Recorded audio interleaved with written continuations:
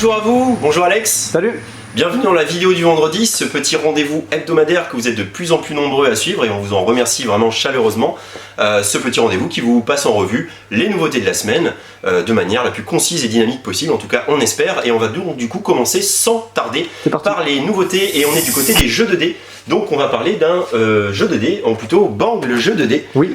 Si certains connaissent Bang, il faut qu'ils sachent qu'il y a une version jeu de dés de Bang très dynamique et que du coup on vient de recevoir la nouvelle extension pour Bang, Undead or Alive, qui va rajouter des nouvelles manières de jouer. Ce sont des petits modules, que vous pouvez rajouter à votre jeu de base, donc à celui-là. Il y en a un qui est rigolo, c'est que ceux qui vont mourir vont revenir sous forme de morts-vivants. Vous allez avoir la part belle qui va être mise sur les duels aussi. Vous pourrez vous affronter en 1 contre 1.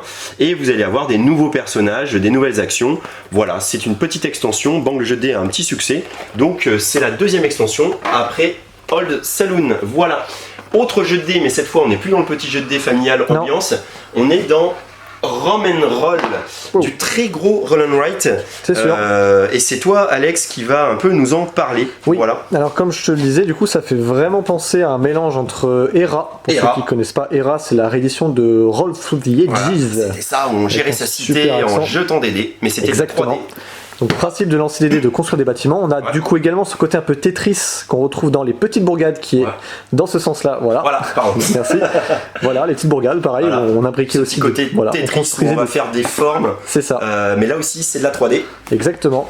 Et on retrouve du coup forcément ce côté roll and write. Là j'ai mis meilleur roll and write. Très futé évidemment. Voilà. Et donc ça va être, en fait c'est un peu une preuve comme quoi on peut faire tout en roll and write. Et notamment un gros jeu de gestion comme celui-ci. Donc il y a vraiment beaucoup de choses à lire sur les plateaux d'action. Parce qu'en fait toutes les actions sont définies par ce qui est indiqué ici. En fait à chaque tour vous lancez un certain nombre de dés. Chaque joueur va en récupérer 2 dans un ordre prédéfini. Et avec ces petites actions là, les ressources notamment sur les dés qui sont là, vous allez pouvoir faire plein d'actions possibles. Il y a plein de manières de marquer des points. C'est vraiment du très gros jeu de gestion de ressources mais sous forme de roll and write. Et on va construire Rome ici, exactement, tous ensemble, sur grâce à ces petites formes, ces petites cartes là. Voilà. Et on va les dessiner avec notre stylo. Donc il y a plein de bâtiments différents, les formes de bâtiments sont très différentes, donc en fonction de comment on veut le construire sur Rome, forcément il y a un côté un peu Tetris qui se mélange à tout ce jeu de gestion de ressources. Ouais, je tendance à dire que si vous avez trouvé Déméter costaud, alors Rum and Roll, Déméter à côté c'est du Yams quoi. Oui, complètement. Voilà, et merci beaucoup Alex. Pas de soucis. Ce Rum and Roll, hop, je le range ici et on va continuer avec un petit jeu d'ambiance, mais on va pas vous en parler et pour une bonne raison. Parce que Feelings, c'est un jeu de Vincent Bidot et Jean-Louis Roubira, vous savez, le créateur de Dixit. Oui. Et Jean-Louis Roubira sera dans la prochaine vidéo du vendredi où il viendra nous parler de son jeu. Donc je vais me taire et lui laisser la parole pour la semaine prochaine sur ce jeu Feelings qui vient de sortir. Hop, voilà. Ça c'est du teasing ça. Hein. Oui, tout à fait. Donc, autre petite nouveauté. Celui-ci, voilà, ça c'est un petit paquet de scoring, de feuilles de score pour Welcome, le jeu Welcome. Et c'est un crossover entre Welcome et La Petite Mort, le jeu de David Mourier. Exactement. Ce jeu ici que l'on trouve là, coincé avec Oui Seigneur des Ténèbres, ça va bien. La Petite Mort, voilà. Donc en fait, avec cette extension-là, vous pouvez à la fois la rajouter à La Petite Mort, si vous avez La Petite Mort, et à la fois la rajouter à Welcome, si vous avez Welcome. Si vous connaissez Welcome, le principe là, ça va être de faucher des âmes, et les numéros indiqueront les maisons dans lesquelles on doit aller faucher des âmes, et les actions, le type de maladie que auront ces âmes pour être fauchées. Parce qu'en fait, La Petite Mort, c'est un jeu très cynique, très second degré, sur une faucheuse qui va devoir exterminer du monde en fonction des maladies et des malus qu'ils ont. Voilà, donc c'est un jeu à prendre au second degré évidemment. Et Welcome et La Petite Mort ont essayé de faire une action commune pour un jeu donc qui va vous servir à la fois dans l'un et dans l'autre, ou dans l'un ou dans l'autre. Voilà. C'est disponible. On va passer en face maintenant pour parler un petit peu de jeu de stratégie avec un petit ovni, Mega City Oceania. Je ne sais pas trop comment le présenter, ce n'est pour dire que c'est un vrai ovni qui va mélanger dextérité, habileté, motricité et jeu de gestion un petit peu ou de combinaison pour marquer des points de victoire. Donc en vrai c'est un jeu en temps réel aussi, quand c'est votre tour vous devez en fonction des cartes que vous avez et des formes que vous avez, donc il y en a plein en plastique ou un peu en plastique transparent, vous devez construire une espèce espèce de tour. Alors vous avez des particularités de hauteur qui vous sont imposées, etc. Mais vous n'êtes pas obligé de construire des tours trop hautes si c'est trop complexe pour vous. Et ensuite, vous allez devoir la pousser et la placer dans un ensemble, cette mégacity qu'on est tous en train de construire, pour marquer des points en fonction des autres tuiles qui sont placées, des objectifs qui ont été tirés au hasard dans les cartes. Voilà, c'est très particulier, Megacity. Oui. Il y avait ce jeu Tokyo Highway, c'est ça, hein? Oui, ça fait penser un peu à ça. Ouais, exactement. Ça va être en tout cas les mêmes personnes qui ont apprécié Tokyo Highway qui vont aimer ce côté mélange de jeu de stratégie et mélange d'habileté et de motricité. Voilà, très original. Ensuite, on va passer à un petit chouchou. Chakra, alors c'est un jeu qui est sorti il y a 2 ans. Alors 2 ans, pourquoi on le remet en avant? Déjà parce qu'il est génial ce jeu, et qu'à cette époque il n'y avait pas de vidéo du vendredi, et qu'il n'a pas eu sa vidéo du vendredi, et c'est pas normal. Donc l'extension Chakra est disponible, je vous expliquerai l'extension, je vais expliquer le jeu de base pour que vous compreniez mieux l'extension. Chakra, c'est un jeu où on va devoir harmoniser son esprit, son corps en fait, et donc on a chacun un plateau comme ça. Donc là on en a sorti un seul, mais chaque joueur a un plateau. Sachez aussi qu'il est recto verso pour les droitiers ou pour les gauchers, c'est assez, n'est-ce pas Alex, toi qui es gaucher, c'est un jeu qui a été pensé pour les gauchers, donc vous pouvez le retourner et ça fonctionnera. C'est un jeu en fait très très beau et très malin, où on va gérer la descente de ces énergies dans ces chakras. Comment ça va se passer, c'est que vous allez récupérer des petites énergies ici, dans les bulles de Bagia, hein, dans chaque rivière, dans chaque courant. Vous pouvez en récupérer jusqu'à 3 à partir du moment où elles sont toutes différentes. Et s'il y a une noire, vous êtes obligé de la prendre. Vous allez les placer ici, dans vos bulles de Bagia. Et ensuite, vous allez, grâce à ces petits jetons, faire des actions de déplacement de vos énergies afin d'harmoniser vos chakras. Et on harmonise un chakra quand on a réussi à mettre 3 énergies de la même couleur du chakra dans le chakra indiqué. Et quel est l'intérêt de faire ça? C'est qu'ensuite, on saute les chakras qui ont été harmonisés, si bien qu'on va plus vite dans l'harmonisation de ces futurs chakras. Donc c'est vraiment malin. On va être limité par ce nombre de petits jetons qu'on va placer comme ça, et on ne pourra pas refaire les actions. Donc à un moment, on va méditer, et quand on va méditer, on va prendre connaissance de quoi? De points de victoire qui ont été alloués aux différents chakras, parce qu'ils ne valent pas tous la même chose. Et que le jeu se finit quand 5 chakras ont été harmonisés, si bien qu'il ne faut pas aller harmoniser des chakras à 1, donc il vaut mieux les connaître, et pour cela méditer c'est très bien. On va aussi avoir ces petites pierres noires qui vont vous embêter, que vous allez devoir descendre jusque dans la terre. C'est des énergies négatives que vous devez évacuer de votre corps, et donc vous marquerez des points en fonction du nombre d'énergies négatives que vous aurez évacuées. Je crois que j'ai rien oublié. On tire dans ce petit joli sachet, le matériel est super, c'est très malin, c'est un petit peu casse-tête, c'est franchement très très réussi. Chakra, voilà, c'est une très jolie boîte, et l'extension vient d'arriver, donc remettant en avant le jeu. L'extension s'appelle Yin Yang, et c'est une extension qui va amener 4 modules que l'on peut mixer à l'envie, c'est-à-dire les 4 en même temps, que 3, que 2, que 1, c'est vous qui voyez. Et pour vous les passer rapidement en revue, vous allez avoir les pierres blanches qui vont être donc l'inverse de ces pierres noires, et qui elles vont harmoniser les chakras temporairement, c'est-à-dire que s'il y avait une pierre blanche ici, eh bien le chakra c'est considéré comme harmonisé, voire même ici, alors qu'il y a 3 couleurs différentes qui dans le jeu crée un blocage et on ne pourrait plus passer. Grâce à une pierre blanche, vous pourrez sauter exactement comme si le chakra était harmonisé, mais ce n'est que de manière temporaire. Donc évidemment à vous ensuite d'harmoniser votre chakra. Les pierres blanches vont avoir un intérêt aussi, c'est qu'elles vont pouvoir faire disparaître les pierres noires en se couplant à elles dans un chakra, et vous récupérez un petit jeton Yin qui vaudra 1 point, et si vous le faites une deuxième fois dans la partie, vous récupérez un petit jeton Yang. Vous allez aussi avoir des cartes d'objectifs, ça c'est une autre extension. Vous allez pouvoir donc gérer des objectifs que vous pourrez réaliser en cours de partie pour marquer des points. Les points étant dégressifs, c'est-à-dire le premier qui réalise l'objectif marque plus de points que les autres qui le réalisent. Les objectifs étant très variés, il y a certaines couleurs imposées de chakras, ou alors des chakras côte à côte, ou alors une pierre dans une énergie dans chaque chakra, c'est très varié. Vous allez avoir aussi l'extension capacité, qui va vous permettre en fait de gérer une capacité particulière que vous pourrez jouer à n'importe quel moment durant votre tour, et que lorsque vous l'avez joué, vous remettrez la capacité au centre parmi une rivière de cartes, et vous prendrez une nouvelle capacité. Vous allez aussi avoir les petits jetons bonus, et lorsque vous allez harmoniser un chakra, vous récupérez le bonus que vous placez ici, et ça vous donnera des petits avantages comme faire descendre des pierres noires, récupérer un jeton qu'on a bloqué, regarder une énergie, en fait un chakra, quelle est sa valeur de points, reprendre des jetons dans le sachet, enfin bref, vous voyez de la richesse avec le jeu Chakra. Chakra Yin Yang rajoute plein de petites possibilités de jeu. C'est important de montrer ce jeu parce qu'il est vraiment super sympa. Oui. C'est un peu de côté un peu Splendor, tu vois. C'est vrai. Ce petit côté on gère, ce petit côté certes on est un peu dans son coin, mais maintenant avec l'extension il y a une course aux objectifs, et là aussi dans Chakra il y a quand même une course comme dans Splendor, hein. C'est le premier qui a harmonisé ces 5 chakras avec un bonus pour les chakras qui partent de la Terre, donc il y a plein de petites casse-têtes et de dilemmes qui se posent dans le jeu. Il est très plaisant, et si vous ne le connaissez pas, on vous invite à vous y intéresser. Voilà, ce petit éclairage sur Chakra étant fait, la beauté du jeu de société c'est quoi? C'est de passer d'un univers apaisé comme celui de Chakra à un univers mortel comme celui d'Aeon's End, avec un nom comme Guerre éternelle. Alors là on est très très loin de Chakra.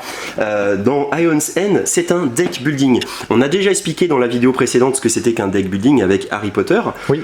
Donc un jeu où on construit sa main de cartes au fur et à mesure du jeu. Ici on est sur un deck building coopératif, donc on va retrouver un peu, pour ceux qui ont joué à Harry Potter Hogwarts Battle, mais alors, c'est un peu la suite de votre niveau 7, en fait, de Harry Potter Hogwarts Battle. Parce que c'est un jeu de gens qui ont déjà bien roulé leur boss dans le deck building. C'est un jeu très exigeant, c'est un jeu coopératif. On a incarné des sorciers, et on va lutter cette fois contre des grosses menaces qui attaquent notre cité ici, Grevold, qui n'a que 30 points de vie. Et vous avez plusieurs ennemis différents, donc des parties différentes en fonction des ennemis et des cartes qui vont sortir. Vous avez des sorts.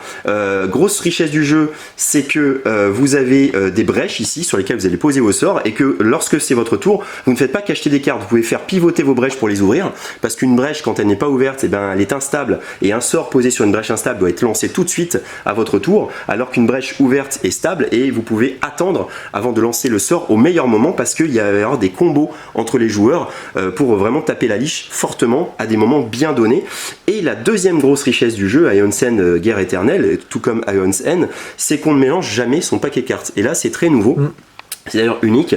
C'est dans un jeu classique de deck building, comme on vous l'expliquait, on mélange ses cartes pour créer sa nouvelle pioche. Oui. Sauf qu'ici, on reprend les cartes, on retourne les cartes et ça devient sa nouvelle pioche. Ce qui veut dire que l'ordre dans lequel on achète nos cartes va revenir exactement tel qu'on l'a voulu. Et là, c'est la grande maîtrise du jeu. Alors pour pallier à cette grande maîtrise du jeu, il y a un côté un peu dilemme chaotique, que les tours de jeu ne sont pas connus à l'avance. Vous avez un numéro qui vous est attribué, ici je suis numéro 1, et on va tirer des cartes aléatoires pour connaître à qui c'est le tour de jeu. Quand la carte 1 sortira, ce sera mon tour. Mais ça veut pas dire que je suis le premier joueur.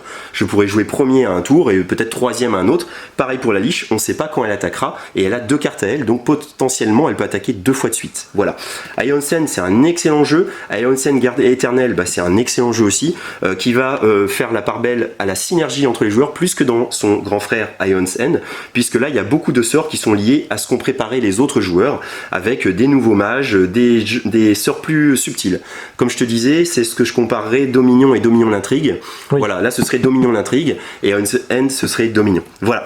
Aeon's End Guerre éternelle est disponible. Franchement, c'est un excellent jeu si vous voulez faire un deck building coopératif, n'hésitez pas. Ah, on va retomber dans un truc un petit peu plus joli, la Mascarade des Frères Grimm, un jeu, alors c'est une grosse boîte, mais finalement c'est un jeu à identité cachée, Oui. où vous êtes allé dans un bal masqué, et où en fait le personnage que vous êtes n'est pas le vrai, vous êtes caché, et les autres vont devoir deviner qui vous êtes, voilà, avec différentes cartes, parce que vous avez un objet que vous recherchez absolument, des objets même que vous recherchez absolument, et des objets que vous ne voulez surtout pas, et on sait quels sont les objets que les gens ne veulent pas, donc en fonction des objets que vous allez refuser, on pourra se déterminer qui vous êtes ou qui vous n'êtes pas. Le but c'est de gagner des roses et d'avoir 3 roses, donc 3 manches gagnées, et vous êtes le grand gagnant de la Mascarade des Frères Grimm. Donc c'est un jeu à identité cachée type loup-garou de Tiercelieu, dans un univers des contes très joli. Il y avait eu un jeu La Forêt des Frères Grimm, donc ils ont repris les belles illustrations du jeu. Voilà, on a fini avec les jeux de stratégie. Oui. Et ben on va enchaîner avec... Ah si, il y a un petit jeu de stratégie dont on a une extension. Tout à fait. Civilisation, une gnome nouvelle, c'est la réédition, enfin la version épurée du jeu Civilisation de Sid Meier's. Ouais. Donc Civilisation, une gnome nouvelle, là l'extension s'appelle Terra Incognita. Ça va rajouter des nouveaux peuples en fait, puisque le jeu Civilisation, vous gérez une civilisation. Ça va rajouter des nouvelles actions, des nouvelles cartes et des nouvelles manières de jouer. Voilà, donc les fans de Civilisation qui ont le jeu Une gnome nouvelle, qui est quand même un jeu assez expert, Oui. se frotteront les mains de savoir qu'il y a Terra Incognita qui est maintenant disponible au magasin. On va parler un petit peu de jeux de rôle. Oui. Ah, il y a la petite BD avant. Tout à C'est fait. peut-être un petit jeu de rôle d'ailleurs. Aussi, C'est un des oui, premiers c'est vrai jeux que de ça fait rôle un peu jeu de rôle. Hein. pour les petits enfants. Oui. Donc Chatons et Dragons, voilà, par Macaca, ceux qui ont l'habitude de faire des petites BD dont vous êtes le héros. C'est très bien fait. Ouais, ils ont fait une BD pour les petits. C'est ça, en fait, on voyage à travers les onglets, il y a des codes couleurs sur les côtés, c'est super bien fait. Ouais. Ils ont pris un Ouais. peu le système de ma première aventure là, on C'est tourne, ça. un peu, mais en plus adulte quand même, enfin en plus pas âgé, j'ai l'impression. C'est ça. Il faut au moins avoir 5 ans facile pour Oui. jouer à Chatons et Dragons. Après, on peut le lire à son enfant, Aussi, par exemple, c'est et vrai. c'est lui qui prendra les Bon décisions. moment à partager. Mais c'est très bien fait. Ouais, carrément. Avec des dessins simples, 2 dessins max par page. Ouais. Voilà, Chatons et Dragons est disponible à la boutique, on va le ranger là tranquillement. Et du jeu de rôle pour adultes. Tu en as aussi ici. Ah oui, mince. Oui, jeu de rôle toujours. Merci Alex. Adventure in Osterion. Alors comment on pourrait le qualifier si ce n'est qu'une méga boîte d'initiation premium plus. C'est ça. C'est-à-dire que c'est du jeu de rôle, mais ça ressemble beaucoup à un jeu de plateau. Oui. Parce que vous avez tout un matériel de tuiles, de personnages, de fiches, enfin tout. Il y a tout et que ça, d'ailleurs, vous pouvez le transposer dans d'autres jeux de rôle que vous feriez, par exemple vrai. Donjons et Dragons. Donc vous auriez des personnages, des endroits pour mieux visualiser les emplacements où se situent vos héros. Voilà, donc ça reste un jeu de rôle malgré tout. C'est, tu me disais, le dessinateur De de Longueville, Longueville. de la seigneurie de Bott aussi, Oh, ok. pour ceux qui connaissent. Et Voilà. c'est lui qui a fait ça en fait avec un studio. Exactement. Voilà, donc c'est un jeu de rôle classique, mais avec un matériel upgrade et qui va vous servir pour tous vos autres jeux de rôle Exactement, également. ouais. Et c'est très joli, hein. Moi la boîte, Ouais, je la franchement, trouve super beau. Adventures in Osterion. Voilà, c'est disponible dans les jeux de rôle et toujours dans les jeux de rôle. On a une réédition, révision plutôt, de Lamentation of the Flame Princess ou LOFP, comme aime l'appeler Novalis. Donc c'est un diptyque et avec ça vous avez tout pour jouer. Le livre du joueur et le guide de l'arbitre. Voilà. C'est que un l'écran. univers et ainsi que l'écran, exactement. C'est un univers un peu dark. C'est comme ça qu'il est abordé. C'est ça. Un univers sombre. Oui, complètement. Voilà. Donc plus adulte, hein, d'où le petit 18 ans et plus qui fait frétiller les joueurs de jeux de rôle. Waouh, 18 ans et plus. Et un système D6. Voilà, donc Voilà. néanmoins accessible en fait. Ouais, 18 exactement. plus, mais c'est pour le thème. Quoi. Exactement, c'est pour le thème accessible. Oui, ça va.